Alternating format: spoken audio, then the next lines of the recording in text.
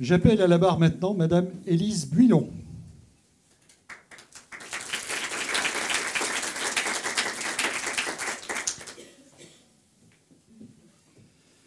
Madame, veuillez décliner vos noms, prénoms. Allez, on va se passer de l'âge parce que depuis l'audience sur le sexisme, on en a tellement pris que on se passera de l'âge.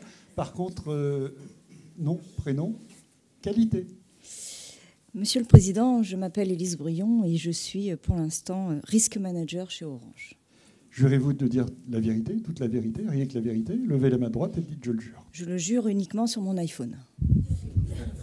Ça commence bien.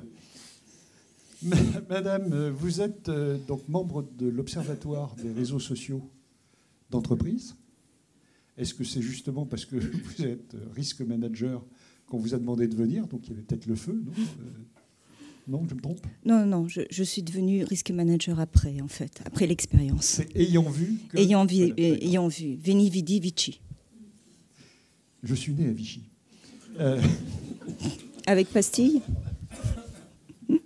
Bien, Madame, on a repéré dans ce que vous avez écrit que vous aviez donc une idée assez précise sur la capacité de faire cohabiter à la fois, on va dire, la liberté, et en particulier la liberté des salariés, et le lien de subordination. Est-ce que vous pourriez nous expliquer un petit peu cette contradiction possible? Monsieur le Président, c'est une question intéressante et je vais tâcher d'y répondre. Effectivement, dans l'organisation dans laquelle je me commets tous les jours, nous avons un réseau social interne d'entreprise qui nous permet d'échanger, de communiquer et de travailler de manière beaucoup plus transversale.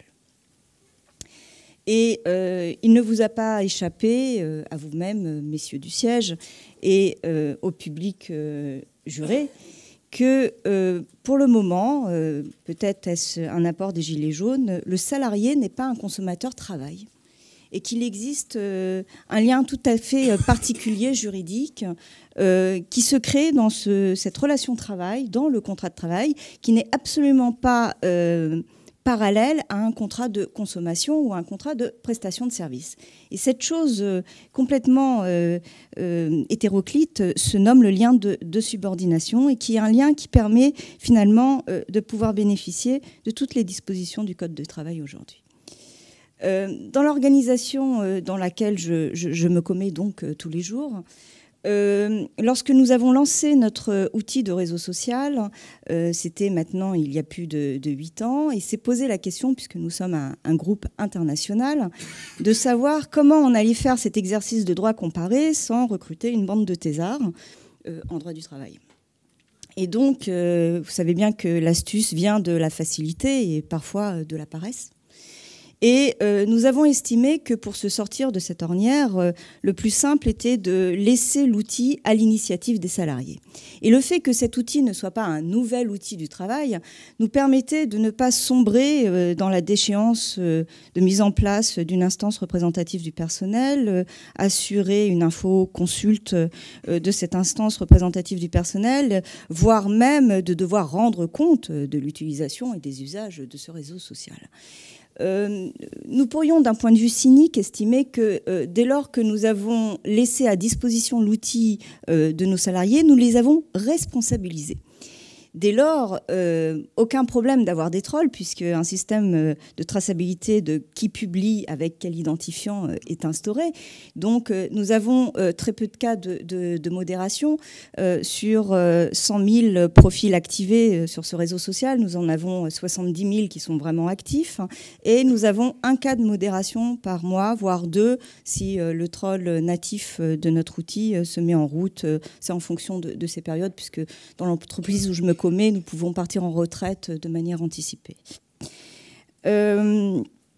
Ce lien de subordination, dès lors, n'a pas du tout été effrité, puisque quelque part, nous avons dit à nos salariés, vous êtes responsables de vos publications, sachez qu'on pourra vous retrouver, vous ne pouvez pas publier de manière anonyme, et force de frappe nettement supérieure, la modération se fait strictement a posteriori, via la communauté ou via les experts de sécurité, puisque nos trolls préférés sont les membres des équipes sécurité du grand groupe dans lequel je survis. Que vous dire de plus? Pourquoi ce réseau social, finalement, au bout de 8 ans, qui est arrivé dans un contexte particulier de notre organisation, continue à perdurer? C'est parce qu'après avoir passé peut-être 30 ans à payer des cabinets de conseil pour nous expliquer comment désiloter notre organisation, le fait de fournir un outil à nos salariés a permis finalement un partage d'informations et justement, comme on avait très peu de chefs à plume sur le réseau social au tout départ, eh bien, le décloisonnement de l'information et le fait de pouvoir trouver des expertises via le moteur de recherche a fait que, bien an mal an, le désilotage s'est fait de manière complètement naturelle et native. Alors, je suis ici pour vous donner quelques informations positives sur un réseau social. Sur la question du profil, Madame le commissaire, nous prônons la diversité. Et dès lors, la photo peut être celle d'un concombre ou celle d'une mandarine. Ceci n'est pas un problème. Qui s'identifierait à un concombre pourrait être masqué, mais ce serait une autre histoire. Je dirais également que le fait que ce soit le salarié qui se présente sous, quelque part, l'apparence qu'il souhaite, permet d'identifier à qui vous avez affaire. Et in fine, le troll classique que vous évoquiez, qui vous harcelait par messagerie privée, bon, finalement, on sait rapidement le détourer, si vous me permettez l'expression. Sur finalement ce lien de subordination, donc très peu de modération, très peu de clash dans les équipes. Personne ne s'est permis de quelque part cyberharceler son manager ou avoir des propos médisants sur Stéphane Richard ou sur son RH préféré, dès lors que, comme je vous l'ai expliqué, vous avez une traçabilité parfaite de qui publie quoi à quel moment. Bon. S'agirait-il de cybersurveillance? Je ne dirais pas ça. Je dirais juste qu'un outil informatique qui ne sait pas générer de journaux informatiques est un outil informatique qui est promu à un avenir funeste. Je voudrais faire un point sur les organisations syndicales sur ces réseaux sociaux. Nous n'avons pas eu non plus de bronca de la part des organisations syndicales pour la bonne et simple raison, c'est qu'ils avaient pronostiqué à 8 ans que nous aurions un bel échec. Et donc nous avons vécu sur le fait qu'ils n'étaient pas présents sur le réseau social. Ce qui les a amenés sur le réseau social, ça a été le fait que la campagne électorale changeait un petit peu de... la façon de mener une campagne électorale changeait de manière d'être. Et dès lors, ils ont trouvé plutôt intéressant d'avoir une page sur le réseau social qui permettait de dire, eh bien voilà, vos élus sont les suivants. Et peut-être que ça allait permettre d'avoir moins d'abstention lors des élections.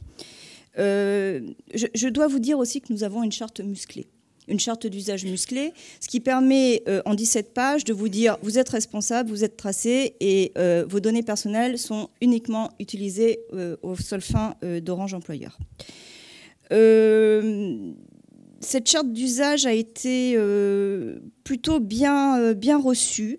Par respect pour nos salariés, nous en avons fait des PowerPoint avec des images pour expliquer que si tu cliques là, eh bien, tu as telle action. Cet accompagnement dans l'utilisation de l'outil a fait qu'on a aujourd'hui très peu de retours négatifs. Pourtant, nous avons eu 5 trolls. Ces trolls-là, on les explique plus par le fait qu'on avait des cas sociaux comme il existe dans les organisations et que le réseau social les mettait un peu plus en valeur. Et donc leur donner une tribune, là où finalement la procédure RH reste relativement une relation one-to-one, et que finalement là on leur donnait la possibilité d'exprimer tout ce mal-être qui ne pouvait exprimer qu'à une seule personne. Et finalement avoir cette audience importante en polonais, en slovaque, en espagnol, ça donnait plus d'éclat à leurs propos. Pour conclure, à moins que vous ayez une autre question, je dirais que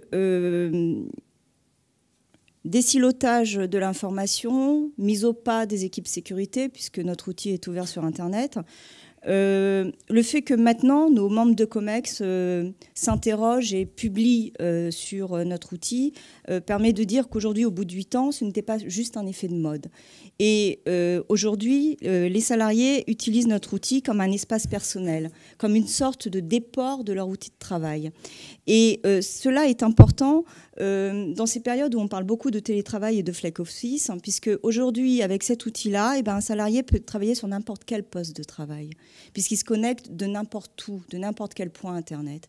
Et finalement, on a eu, c'est le petit clin d'œil aux équipes sécurité ou IT, c'est-à-dire que nous avons eu la chance de pouvoir s'abriter dans les quartiers nord de Paris. Et nous avions un PC jour qui était volé entre la passerelle de la plaine Saint-Denis et le bâtiment qui nous abritait. Et donc, nous avons tractionné avec la SNCF pour avoir une caméra de vidéoprotection factice sur la passerelle parce que, un PC jour, nos cost-killers étaient en panique. On n'a pas eu tout de suite cette vidéoprotection. Mais le fait que nos salariés puissent aujourd'hui se balader sur la passerelle sans pouvoir prendre leur PC, c'est un mieux-être. Et aujourd'hui, dans les transports qui sont bondés, et notamment la ligne 9, on pourrait citer également la ligne 6, nos salariés ne se véhiculent pas avec un PC bon marché, acheté par les achats, avec un besoin de rentabilité sur un temps très, très court. Et le fait de pouvoir avoir ce confort de travail et un outil qui est relativement performant et qui peut se hisser in fine au même rang que les Facebook et les Twitter, donne un gage de modernité et je dirais de jeunesse à une organisation presque centenaire. Merci, madame. Monsieur le procureur, pas de questions ?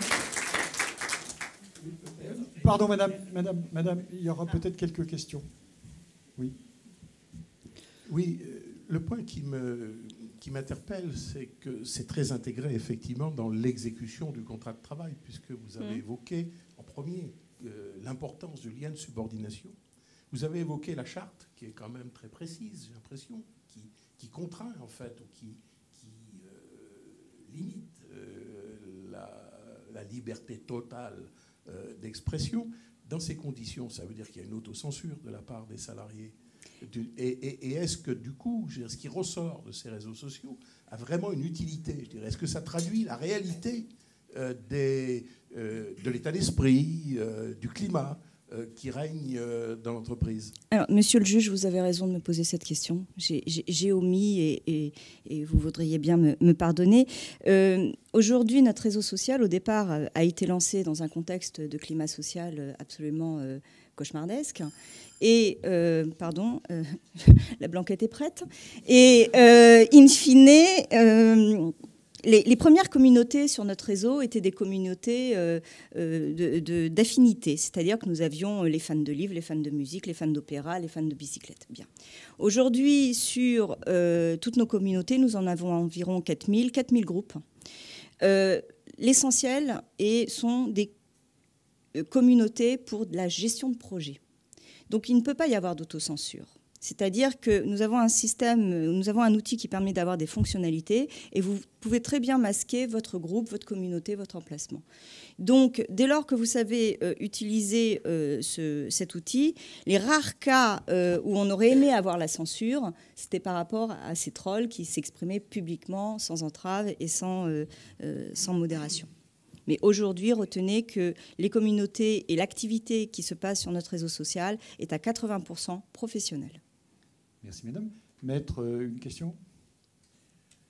Oui, est-ce que vous avez eu la curiosité de voir si ce que vous observez en interne, vous pouvez le retrouver en externe, autrement dit en comportement, et le reflet, l'image que les salariés donnent d'Orange sur les réseaux sociaux publics ? Alors, nous avons sur Facebook et sur Twitter une communauté spontanée, génération spontanée, qui s'appelle « Tu sais que tu bosses chez Orange quand ?» Et pendant un temps, les organisations syndicales ont essayé de jouer sur le fait qu'on n'avait pas besoin du réseau interne d'entreprise, puisque nous avions cette communauté et sur Facebook et sur Twitter. Et on s'est rendu compte que justement, la communauté sur Facebook et Twitter était animée par une sorte d'affinité, d'état d'esprit qui ne correspondait pas du tout, qui était pour d'autres échanges, qui était plutôt l'intégration dans notre groupe Orange, dans les milieux plus techniques que dans les fonctions support, etc. Donc aujourd'hui, nous avons 2 grands emplacements, qui est, tu sais que tu bosses chez Orange quand, et notre outil qui est plus institutionnel. Merci, mesdames. Nous vous libérons cette fois-ci. Merci beaucoup.